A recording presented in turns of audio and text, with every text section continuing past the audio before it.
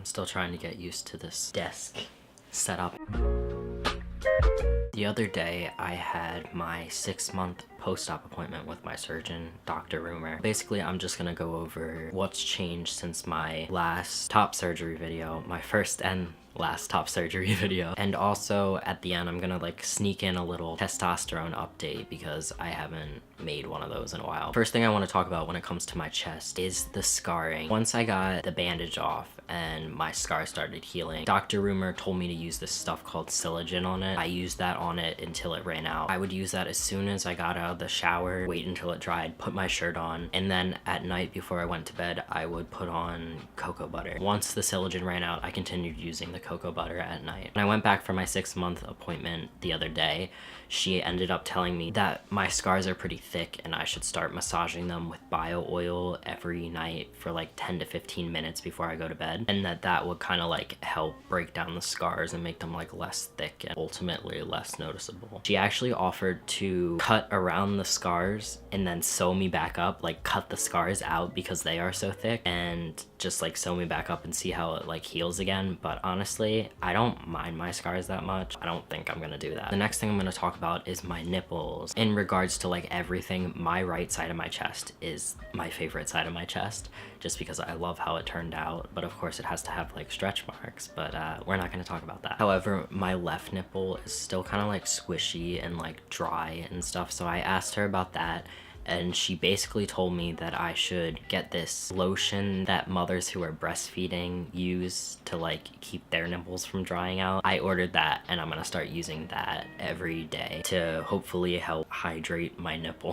Hopefully that works and it'll look better, I hope. She also said that my right nipple seems like a little big and like pokes out a little bit, which I don't really mind, but she offered to shave it down at about 1 year if I wanted her to. But I don't think I'm gonna do that because honestly, I don't really see anything wrong with it. The next thing I'm gonna talk about is the extra fat that I sort of have under my arms, and I actually have some towards the center of my chest on the left side, but I mean, it's not really a big deal. Like, that part doesn't really bother me. The extra fat parts under my arm, it isn't terrible, but she did say that if I wanted, I could come in for a revision. They would, you know, cut me open again, which is scary. I'm going to have to sit on and try and decide if I actually want to do that, because I don't know if it's like worth. Obviously the recovery is not going to be as bad doing that, but like it's still surgery.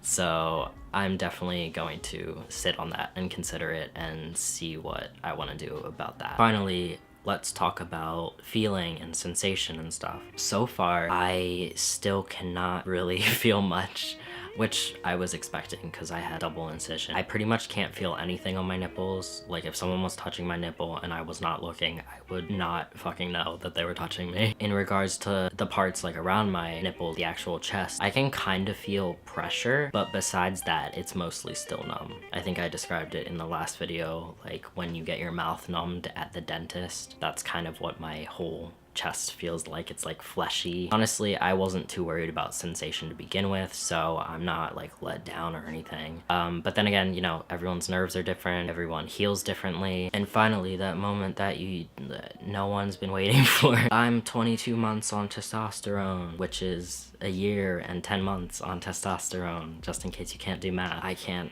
either. Of course, the longer you're on T, the more the changes kind of like slow down. Stop noticing them. What I've noticed is I have a little bit more facial hair that I'm starting to grow in. My friend mentioned that my voice sounded like it dropped a little bit more, which I haven't heard, but I'll insert some voice updates here. I am 1 month, I am 8 months, 18 months, 22 months on testosterone. So let me know if you think there's been another voice drop, because I don't really hear it, but then again, I hear my voice all the time. There's been some weight distribution when it comes to like my body and like my face and like neck area, and I just feel like it makes me look like more masculine. And the final change is I feel like my shoulders have they're continuing to get broader and broader, and like I haven't even been working out or anything. So yeah, that was just kind of like a little quick update video. Top surgery and testosterone update packed into one. I hope you enjoyed watching, and give it a thumbs up if you did. Also, leave comments below if you have specific questions about top surgery or anything like that, and I will try my best to answer. Thank you so much for watching. Subscribe if you want.